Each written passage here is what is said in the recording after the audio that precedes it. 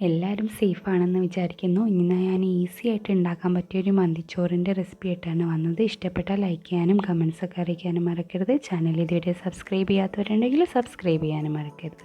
ഇതിനു വേണ്ടി ഞാൻ സെല്ല റൈസാണ് എടുത്തത്. ഒരു മണിക്കൂറെങ്കിലും കുതിരാൻ വേണ്ടി വെക്കണം. സാധാരണ ബസ്മതി അരിയൊക്കെ ആണെങ്കിൽ ഒരു അരമണിക്കൂറൊക്കെ വെച്ചാൽ മതി. ഇനി ഇതിലേക്ക് വേണ്ടിയിട്ടുള്ള ചിക്കനൊന്ന് മാരിനേറ്റ് ചെയ്ത് വെക്കണം. അതിന് വേണ്ടിയിട്ട് 1 കിലോ ചിക്കനാണ് എടുത്തത്. അതിൽ തന്നെ ഞാൻ ഈ പാത്രത്തിൻ്റെ താഴെ പരത്തി വെക്കാൻ പാകത്തിനുള്ള ചിക്കനെ എടുത്തിട്ടുള്ളൂ. ഇതിൻ്റെ പാർട്സുകളും ഒക്കെ മാറ്റിയിട്ടുണ്ട്. അതൊരു 3/4 കിലോനെക്കാട്ടി കുറച്ച് കൂടുതൽ ഉണ്ടാവുള്ളൂ. ഇത് ഞാൻ കറിയൊക്കെ വെക്കാൻ വേണ്ടിയിട്ട് മേടിച്ചിട്ടുള്ള ചിക്കനാണ്. വലിയ പീസൊന്നുമല്ല. അതുകൊണ്ട് ഇത് വര ഇട്ട് കൊടുക്കേണ്ട ആവശ്യമൊന്നുമില്ല. അപ്പോൾ ഇതിലേക്ക് 1 ടീസ്പൂൺ കുരുമുളക് പൊടിച്ചത് ഇട്ട് കൊടുക്കുന്നുണ്ട്. ഇനി അതിലേക്ക് 1 ടീസ്പൂണ് ചെറിയ ജീരകം പൊടിച്ചതും കൂടി ചേർത്ത് കൊടുക്കുന്നുണ്ട്. പൊടിച്ചതില്ലെങ്കിൽ ജീരകം തന്നെ ഇട്ട് കൊടുത്താൽ മതി. ഒന്ന് കുത്തിയിട്ടാൽ അതിൻ്റെ ഫ്ലേവർ നല്ലോണം വന്നോളും. ഇത് മന്തി മസാല, അത് പാക്കറ്റ് മേടിച്ചതാണ്. ഇതുണ്ടെങ്കിൽ ഇതൊരു ടേബിൾ സ്പൂണും കൂടി ചേർത്ത് കൊടുത്താൽ നല്ലൊരു ടേസ്റ്റ് ആയിരിക്കും. ഇതില്ലെങ്കിൽ ചേർക്കേണ്ട ആവശ്യമില്ല. മന്തി മസാല നമുക്ക് വീട്ടിൽ തന്നെ ഉണ്ടാക്കാം. സാധാരണ ബിരിയാണി മസാല ഒക്കെ ഉണ്ടാക്കുന്ന പോലെ തന്നെ അതിൽ ബേ ലീഫും പിന്നെ ഉണക്കനാരങ്ങയും പിന്നെ കുറച്ച് ചെറിയ ജീരകം കൂടി ചേർത്ത് കൊടുക്കണം എന്നുള്ളൂ വറുക്കുമ്പം. അപ്പോൾ അതുണ്ടെങ്കിൽ അത് ചേർത്ത് കൊടുക്കാം. അപ്പോൾ നല്ലൊരു ഫ്ലേവർ ആയിരിക്കും. പിന്നെ നമ്മൾ മെയിനായിട്ടുള്ള കാര്യം ഈ മാഗി ക്യൂബ്സ്, ഇതൊരു 2 എണ്ണം ഇട്ട് കൊടുക്കേണ്ട. ഒന്ന് പൊടിച്ചിട്ടിട്ട് കൊടുക്കുക. മന്തി മസാല മാത്രമേ ഉള്ളൂ എങ്കിൽ മാഗി ക്യൂബ്സ് ഇട്ടില്ലെങ്കിലും കുഴപ്പമില്ല. അപ്പോൾ രണ്ടും കൂടി ഉള്ളതിനെ കൊണ്ട് ഇട്ടതാണ്. മാഗി ക്യൂബ്സാണ് ശരിക്കും മന്തിക്ക് നല്ലൊരു ടേസ്റ്റ് കൊടുക്കുക. അതുകൊണ്ട് തന്നെ ഉപ്പ് ഇടേണ്ട ആവശ്യമില്ല. ഇതിൽ അത്യാവശ്യത്തിനുള്ള ഉപ്പുണ്ടാവും. ഇനി ഇതിലേക്ക് ഞാൻ 1/2 കപ്പ് ഓയിലാണ് എടുക്കുന്നത്.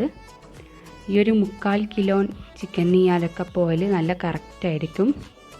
1 കിലോ ഉണ്ടെങ്കിൽ ഒരു 2 ടേബിൾ സ്പൂൺ കൂടി ഇട്ട് കൊടുക്കുക. ഈ മല്ലിയില ചെറുതായിട്ട് അരിഞ്ഞതും കൂടി ഇട്ട് കൊടുത്തിട്ട് നമ്മൾ കുറച്ചൊരു കളർ ചേർക്കുന്നുണ്ട്, ഫുഡ് കളറ്. മന്തിയുടെ ചിക്കൻ എപ്പോഴും നല്ലൊരു കളറായിരിക്കുമല്ലോ. അപ്പോൾ അതിന് വേണ്ടിയിട്ട് ഇനി നന്നായിട്ടൊന്ന് കുഴച്ചെടുക്കുക.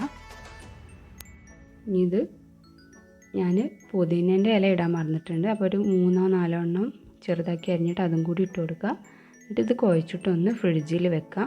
ഒരു 2 മണിക്കൂറെങ്കിലും വെക്കുക. എത്രത്തോളം നേരം വെക്കുന്നോ അത്രത്തോളം നന്നായിട്ട് മസാല ഇതിൽ പിടിക്കും. നല്ല ടേസ്റ്റും ഉണ്ടാവും. കുറച്ച് നേരം വെക്കാൻ പറ്റുള്ളെങ്കിൽ അങ്ങനെ ഉണ്ടാക്കാം.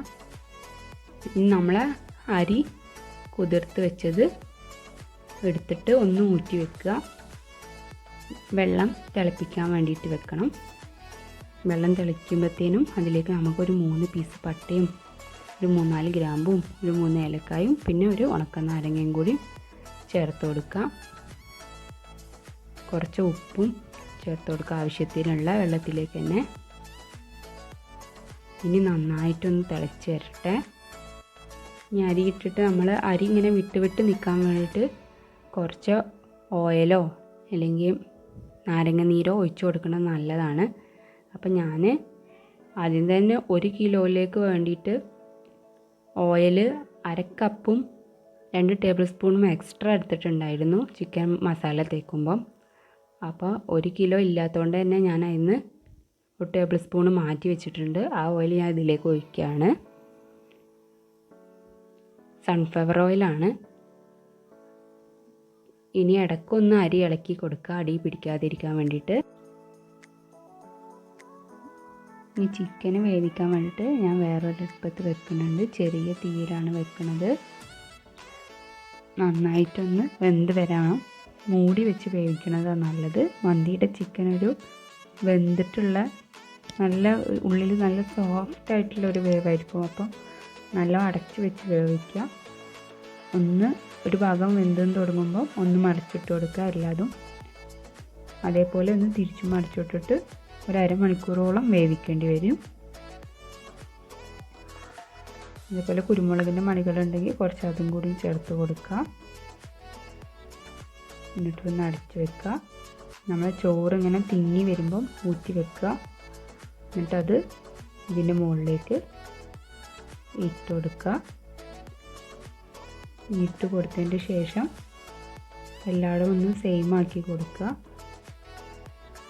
മന്തിച്ചോറിന് കുറച്ചൊരു മഞ്ഞ കളറും കൂടി ഉണ്ടാവുമല്ലോ, അതിന് വേണ്ടിയിട്ട് ഞാൻ കുറച്ചൊരു ഒരു നുള്ളു മഞ്ഞൾ എടുത്തിട്ട് കുറച്ച് വെള്ളത്തിൽ കലക്കിയിട്ട് ഒന്നിങ്ങനെ ഒഴിച്ചു കൊടുക്കുന്നുണ്ട്. വേണമെങ്കിൽ മാത്രം ചെയ്താൽ മതി. അതേപോലെ ഒരു 5-6 പച്ചമുളകും കൂടി ഇങ്ങനെ വെച്ച് കൊടുക്കുന്നുണ്ട്.